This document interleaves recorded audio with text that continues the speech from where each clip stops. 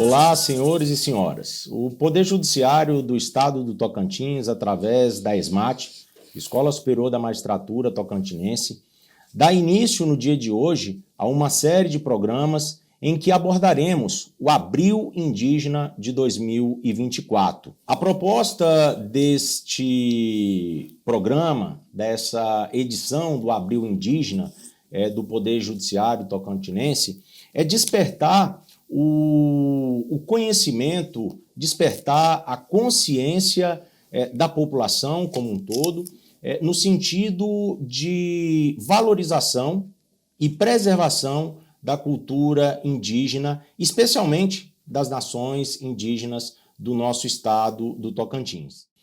Para contribuir com as entrevistas que serão levadas nesta edição com as lideranças, as 4 principais lideranças indígenas do estado do Tocantins, nós temos aqui hoje a doutora Letícia Amorim, defensora pública do estado do Tocantins, que vai contribuir com essa entrevista do dia de hoje com a nossa convidada. Teremos a honra de iniciarmos essa série de entrevistas com a liderança indígena do povo xerente, Bruna Geralda Brito Waipadi Xerente. Nós gostaríamos inicialmente que você se apresentasse, tal qual a sua cultura, ficando à vontade, inclusive, se assim o desejar, se apresentar na cultura do seu povo, da nação xerente. Tudo bem. Então, quando eu matei Kamaimon, que carrega Zaurecu, a muito que eu acho que o Pibumã, mas lembro muito que na tô em pequeno tois não atoi mon, a muito que eu acho que o Pibumã. Olha, tá gente que uma opinião ato tá em gosto na tesar amor e mormego. O povo xerente se auto-reconhece, se auto-se denomina como Aquém. Aquém é o nome do povo xerente. A nossa organização social, ela está de acordo com as pinturas clânicas corporal. São 6 pinturas clânicas corporais divididas em 2 metades, na qual tem que haver respeito entre elas. A primeira metade, o Arrirê, Crozaqué, Cremprerri. A segunda metade é Cuzã, Kbazi e Critó.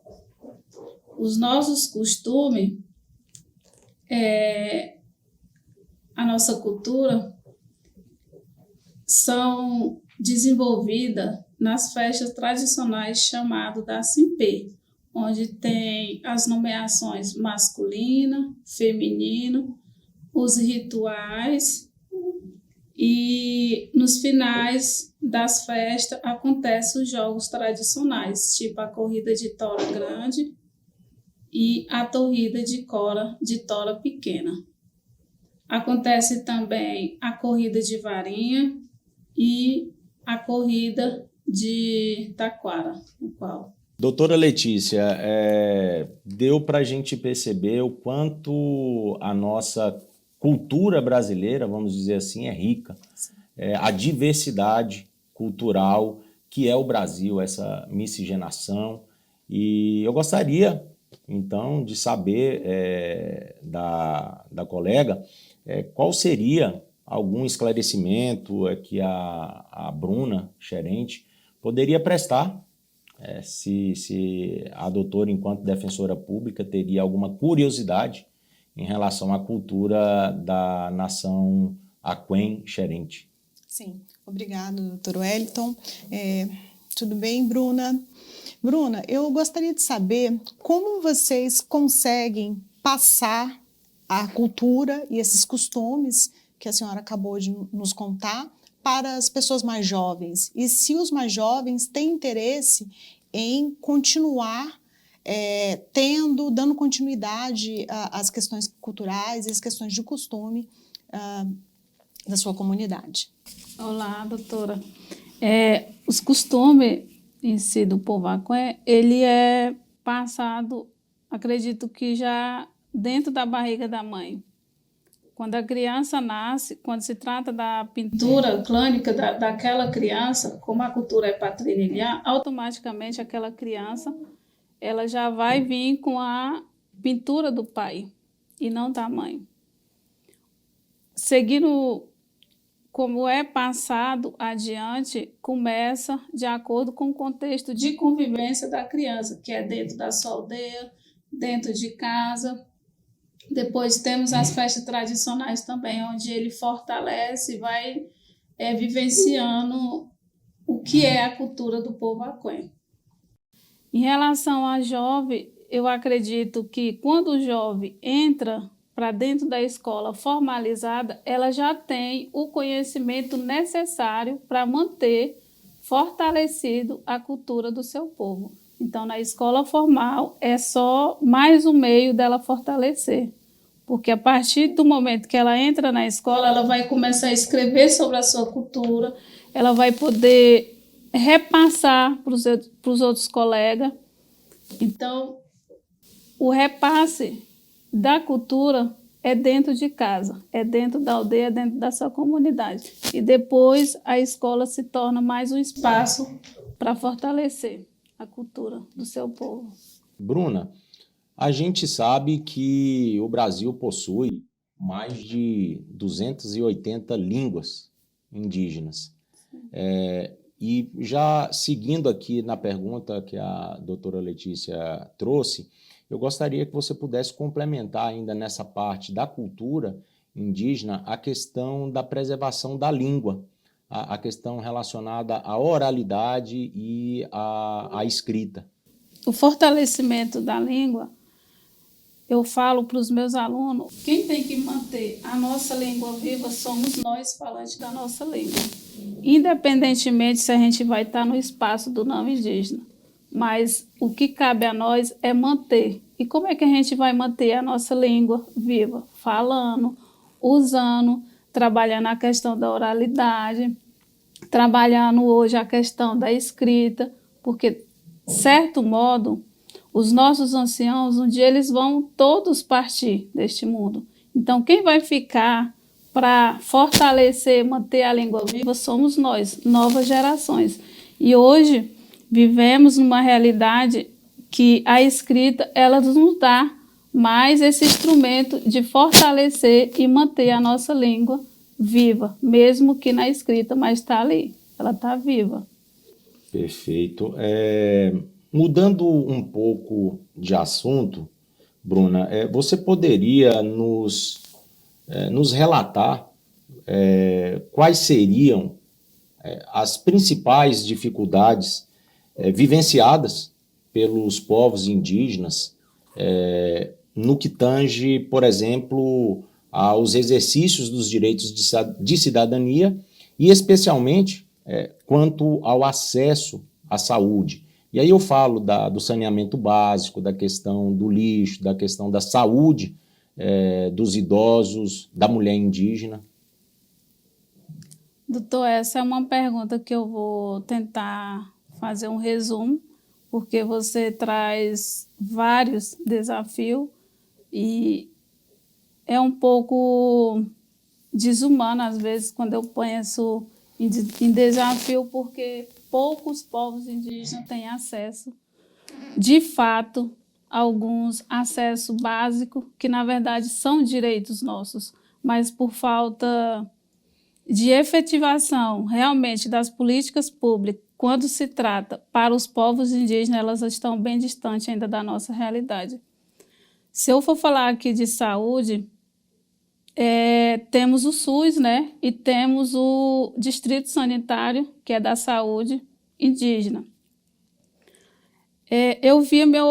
Vou falar assim, enquanto não houver recurso, haverá demanda. E hoje às vezes eu me pego refletindo que realmente, enquanto não tiver recurso, mas de fato a efetivação das políticas públicas para os povos indígenas, os povos de minoria, infelizmente aquela demanda ela vai durar daqui 50, 100 anos.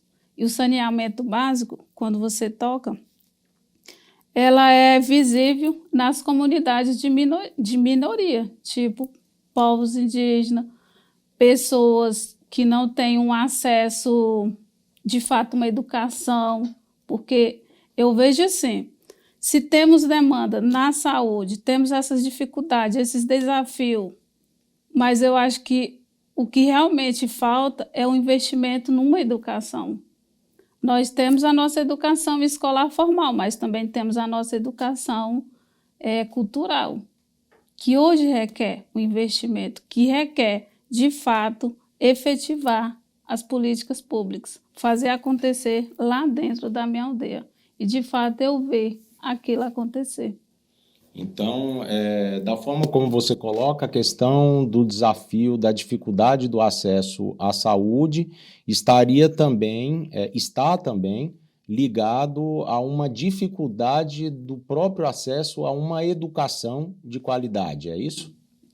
Não seria uma educação de qualidade, porque a nossa educação ela não é padronizada. A nossa educação, de certa forma, ela está ligada à cultura, o modo de viver, mas também à forma de ensino e aprendizado. No mundo do não indígena, a educação de qualidade ela está atrelado à criança ter acesso à educação. De certo tempo, ele vai ter acesso à universidade e a universidade prepara aquele indivíduo para o mercado de trabalho. Na nossa concepção indígena, não é bem assim. Primeiro, devemos manter a nossa cultura, que é língua, tradições, a nossa pintura, o nosso modo de viver, para depois a gente viver um novo contexto, que é preparar as nossas crianças para enfrentar, de fato, a sociedade não indígena. Certo. Doutora Letícia, a Defensoria Pública, enquanto instituição que atua na defesa dos direitos, das garantias e direitos dos hipossuficientes, com certeza deve se debruçar também sobre essas dificuldades. E gostaria que a doutora pudesse contribuir também com a nossa entrevistada aqui a respeito dessa questão.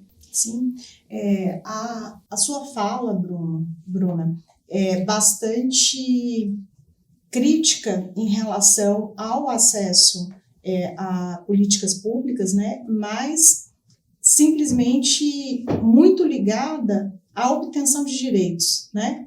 Ter os direitos de forma efetiva. Aí eu lhe pergunto, a senhora, enquanto indígena, qual o sentimento que a senhora tem sabendo que lá na Constituição Federal vocês têm todos os direitos, direito à educação, direito à saúde, direito a lazer, à moradia, mas na realidade vocês não têm de fato esses direitos passam a ser simbólicos por conta de uma falta de ação do Estado como um todo, né? Das instituições como um todo. Como é que a senhora se sente dentro dessa realidade? Eu vejo e acredito que, como mulher indígena, que enquanto não houver um diálogo, a efetivação, quando se trata na participação do povo indígena na construção de políticas públicas, infelizmente a gente vai viver essa realidade. As políticas públicas, elas estão aqui, mas nós estamos aqui. Não há como ter essa ponte de ligação. É tipo assim, a nossa Constituição, lá no artigo 231, ela está bonita, linda demais, perfeita, mas na realidade a gente não vive aquilo. E assim temos ainda a Convenção 161, né, 169 da OIT. Então, e outras resoluções, decreto que se trata realmente voltada para o povo indígena, mas que na realidade elas não é vista, elas não são realizadas, as ações realmente não chegam na nossa aldeia. E eu acredito que não é só no povo Aquém, todos os povos indígenas do Tocantins, eu acho que vivem essa realidade distante, realmente viver de acordo com a ação das políticas públicas, em todos os sentidos. Nos últimos anos, a senhora tem sentido uma mudança desse acesso, de uma aproximação das instituições todas com os povos indígenas, para que possa se dar acesso com atendimentos, enfim, como o projeto que teve do TRE, né, outros tantos que a gente já participou. A senhora tem sentido essa mudança? Sim, eu vejo que a gente já avançou, né, dos dois lados, tanto quando se trata das instituições de tentar buscar um meio de fazer com que a população indígena seja realmente, de alguma forma, atendida.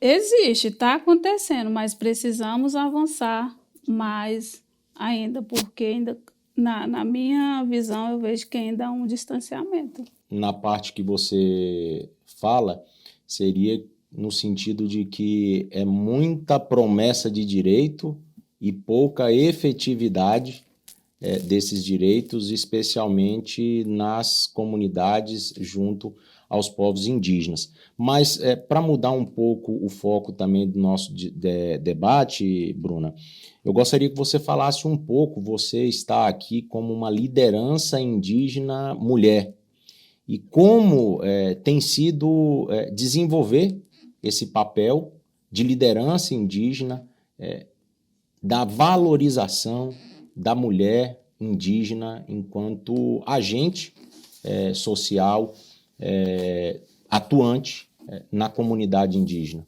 Eu penso assim, que a gente está vivendo um momento de ocupar os espaços que realmente são nossos como mulher.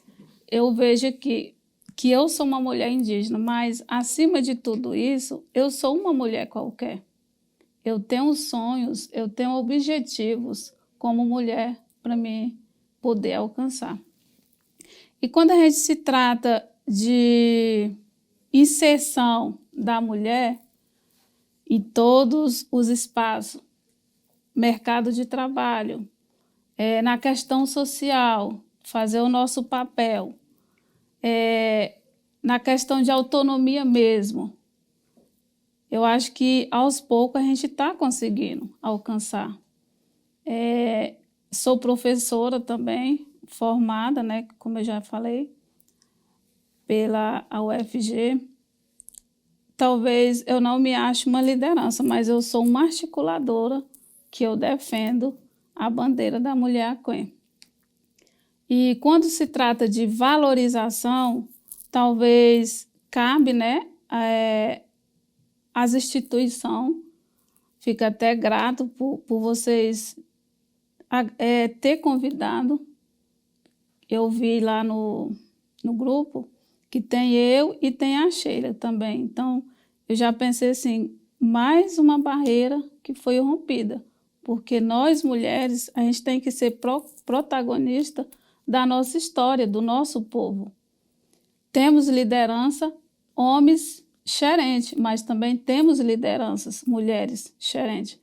E é por isso que eu estou aqui, para representar, falar, né, o que eu penso, o que eu acho que a gente deve ainda conquistar como mulher aquém. Só para a gente saber, a sua área de formação é a pedagogia? Não, é licenciatura intercultural, que é um curso específico para professores indígenas. E hoje você desempenha a função de professora na sua comunidade? Sim, na minha comunidade já passei por várias escolas indígenas dentro do meu povo e hoje trabalho na minha própria comunidade. Desenvolvo um trabalho na área da coordenação pedagógica. E uma coisa que eu quero deixar aqui também é que muitos anos atrás, eu acho que a sociedade em si, ela não dava oportunidade para as mulheres estudar. Que o estudo era voltado mais para os homens, né? O espaço era para o homem. E hoje, graças a Deus, eu e tem outras mulheres guerreiras que a gente está tendo conscientizar, trazer mulheres para dentro do espaço escolar. Porque o conhecimento, ele é a chave de avanço para te emancipar, em todos os sentidos, independente se a gente é indígena ou não, mas quando você tem um conhecimento, requer um conhecimento,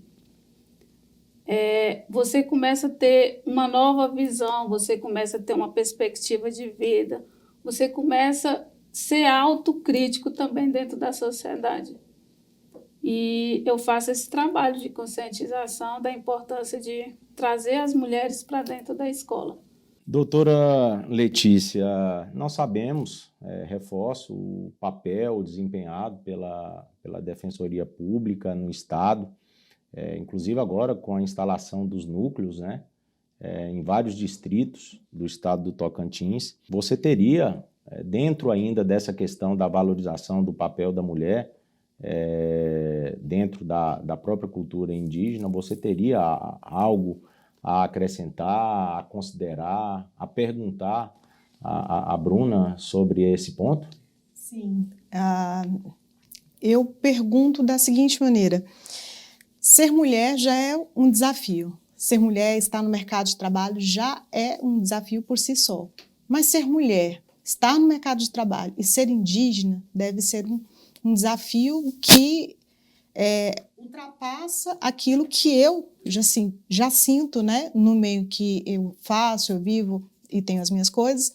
Eu queria que a senhora falasse desse desafio de juntar essas duas coisas, mulher e indígena. E se a senhora se lembra, se durante a sua educação na escola, a senhora teve mulheres indígenas dando aula para a senhora? Eu acho que a diferença que está quando se trata de uma mulher não indígena exercer o mercado de trabalho, ocupar o seu espaço de acordo com a sua formação, é inevitável encontrar situações de preconceito, de discriminação, porque sempre a mulher ela tem que estar inferior ao homem. É isso que a gente entende, né, na sociedade. Mas quando se trata de uma mulher indígena, né, exercer o mercado, fazer parte do mercado de trabalho se torna pior, porque romper primeiro a cabeça da comunidade. Eu sou mulher, eu estudei, me formei e eu preciso trabalhar.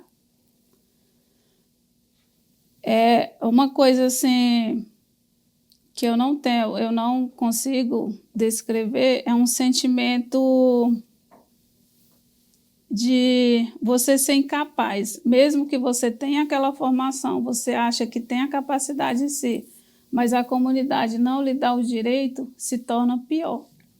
É você viver no seu mundo isolado, porque quando você tem a sua formação e não consegue exercer isso dentro da sua comunidade, pelo fato que você é mulher, né?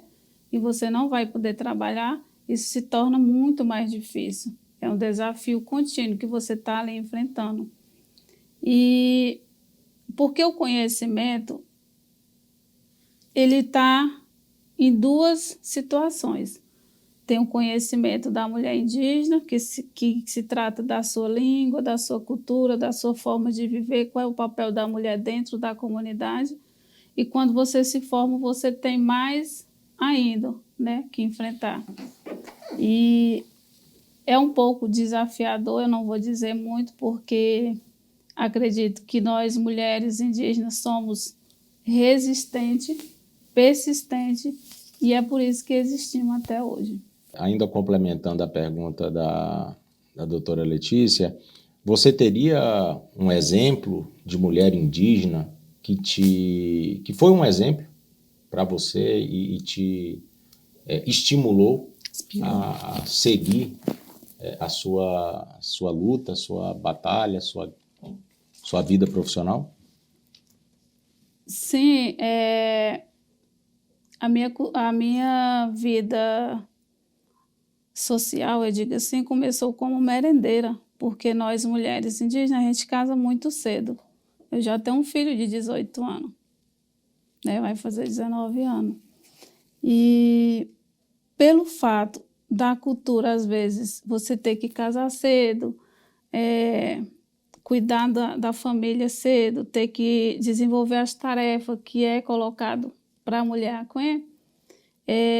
a gente encontra uma barreira maior quando se trata, eu quero estudar. E aí, durante 5 anos, eu fui merendeira no CEMIX, que eu acho que você conhece, né? Sim. Uma das escolas maiores que a gente tem dentro do nosso povo.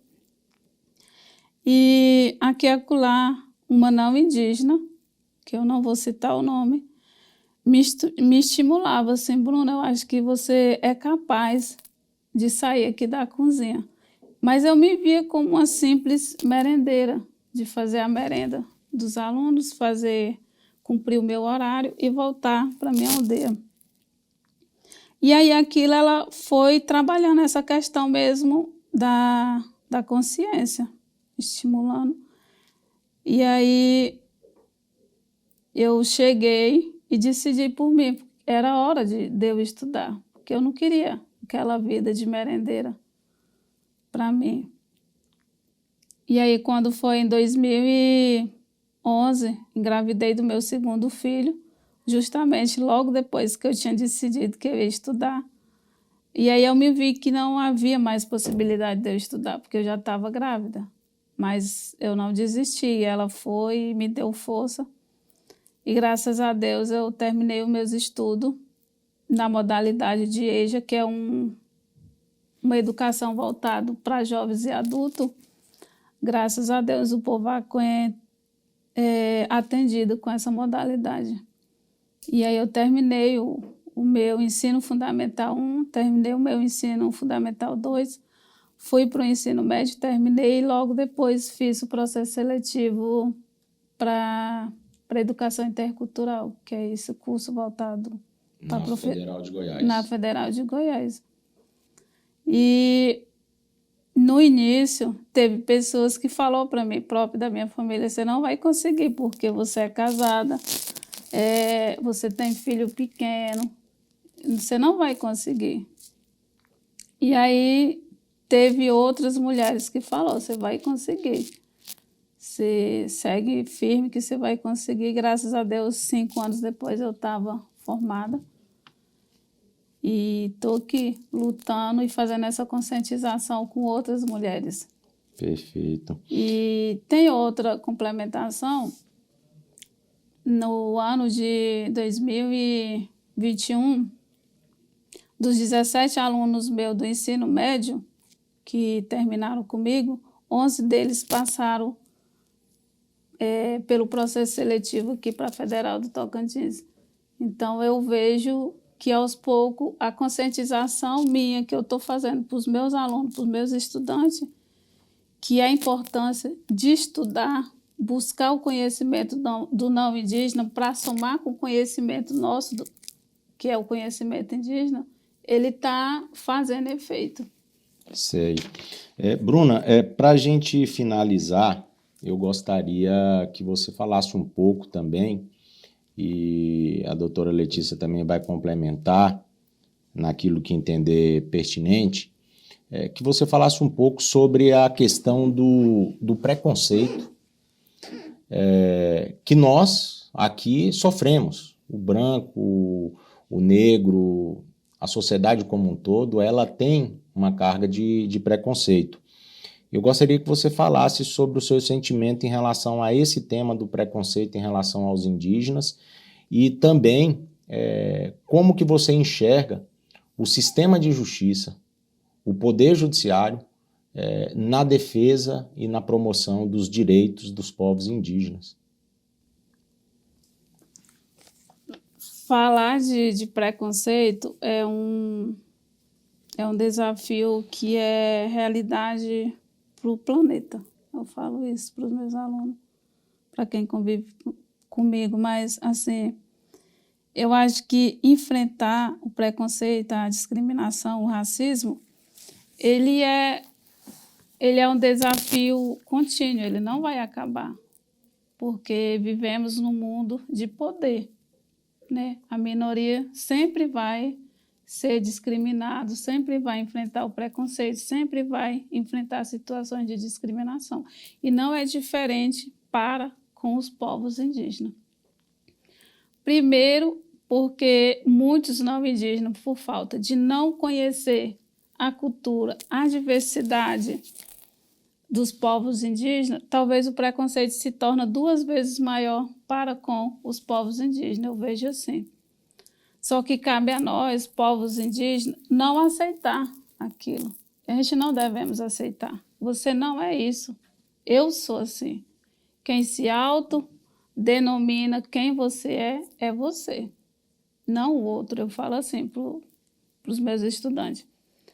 Você vai chegar na faculdade, você vai enfrentar preconceito pelo fato de você não falar a língua portuguesa correta. Mas isso é ele que acha, não é você. Porque você sabe falar a língua aquém, você se comunica muito bem, você tem todo o conhecimento na questão cultural, na questão espiritual, e ele não vai ter. Então, ele fala porque, na verdade, ele é pior do que você. Então, se você enfrentar um momento desse, você segue em frente, porque preconceito não vai acabar. Só que nós, enquanto educadores, a gente tem que fazer esse trabalho de conscientização e de preparação psicológica. Porque se a pessoa, o indígena, ele não tiver esse preparo psicológico, você não sabe o que vai acontecer amanhã com aquele indígena. Ele vai voltar para a aldeia, vai se isolar da sua cultura, vai se isolar do seu povo, da sua família, porque preconceito, ela traz uma doença psicológica e emocional que só quem sabe que passou por isso é que vai saber e definir qual é o sentimento. Então, eu acho que eu trabalho nessa linha de pensamento, a conscientização e a preparação psicológica e emocional, porque se não tiver para nós esse trabalho, vai acontecer isso. Em relação o trabalho, as ações, a efetivação do Poder Judiciário, foi o que eu falei. Eu acredito que aos poucos a gente está se entendendo, a gente está se dialogando, mas precisamos fazer que isso venha acontecer mais, fazer com que os povos indígenas realmente participem efetivamente das ações do Poder Judiciário. Eu diria assim, se tivesse um trabalho informativo, fazer com que os conhecimentos chegassem lá na aldeia, olha, a comunidade indígena tem direito a isso e a isso, mas também tem os deveres como indígena. Eu acredito que talvez essa dificuldade de ter esse entrosamento, ter esse alinhamento, seria mais efetivo mesmo. Eu acho que é isso, é fazer com que... Qual é o papel do Poder Judiciário, qual é o papel da Defensoria Pública enquanto aos povos indígenas. Entendo. Seria melhor. Certo. E doutora Letícia, em cima da fala da Bruna, qual a sua impressão e suas considerações para a Bruna sobre tudo isso, essa aula que nós estamos tendo aqui hoje sobre interculturalidade? Sim, é uma aula mesmo, né, doutor? Porque são tantas coisas que a senhora colocou, que algumas que a gente já tem conhecimento, porque trabalha nisso daí, estuda o tema, mas a sua fala final ela foi muito importante, e eu acredito para todas as instituições. O nome disso que a senhora está colocando aí é educação em direitos, né? Então, o que a senhora está colocando é que se as instituições se programarem para poder fazer uma educação em direitos voltada para os povos originários, certamente vai ter mais conhecimento e, assim, uma procura maior, doutor Wellington, para poder acessar esses direitos, né?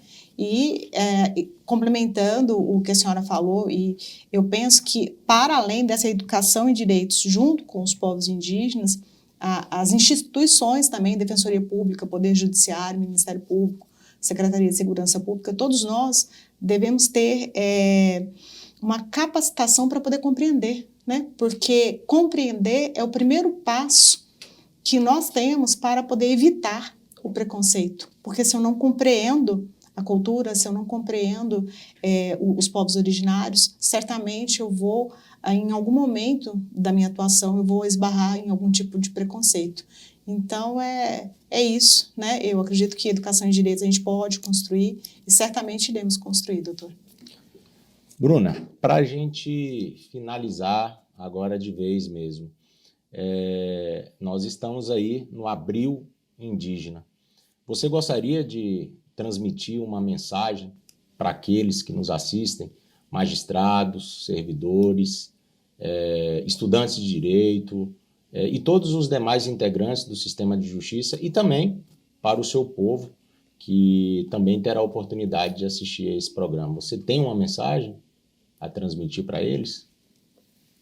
Eu diria que os povos indígenas, mesmo perante a dificuldade, quando se trata da efetivação dos direitos indígenas, a essa dificuldade, em fato, é dizer que não vamos desistir. Somos povos fortes, guerreiros e persistentes. Muito obrigado. E assim finalizamos, então, a primeira etapa de entrevistas com as lideranças indígenas do estado do Tocantins, em comemoração às ações do Abril Indígena, o mês em que se comemora a luta e a cultura dos povos indígenas do Brasil. Lembrando também que nas comemorações do Abril Indígena, aqui pela Escola Superior da Magistratura Tocantinense, teremos ainda a participação de mais 3 lideranças indígenas, representando o povo Carajá, Craô e o Apinagé de Tocantinópolis. Muito obrigado e até a próxima edição.